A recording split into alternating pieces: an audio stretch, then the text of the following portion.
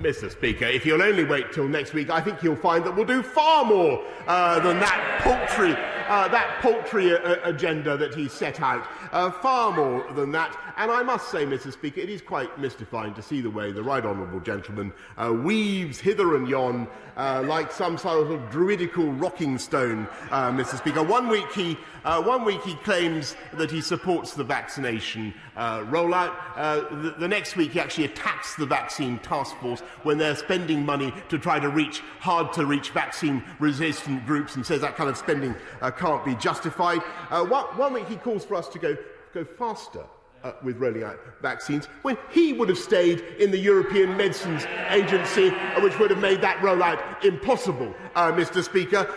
He vacillates, Mr. Speaker, we vaccinate. And we're going to get on with our agenda, cautious but irreversibly taking this country forward on a one-way road to freedom. And I very much hope that his support, which has been so evanescent in the past, will genuinely prove irreversible this time, Mr. Speaker. Let's head to Yorkshire with Andrea Jenkins. Andrea. Thank you, Mr. Speaker. The Prime Minister's roadmap will provide many of my constituents in Morley and outward with a vision of hope for the future, that life will be set to return to a new normal before the end of June, and it will allow us to celebrate the Great British Summer. Can the Prime Minister inform the House of the preemptive actions that the government is taking to spot, prevent and limit the damage of any future health emergencies, so that local economies in constituencies like mine have a sense of certainty that this will be their last lockdown?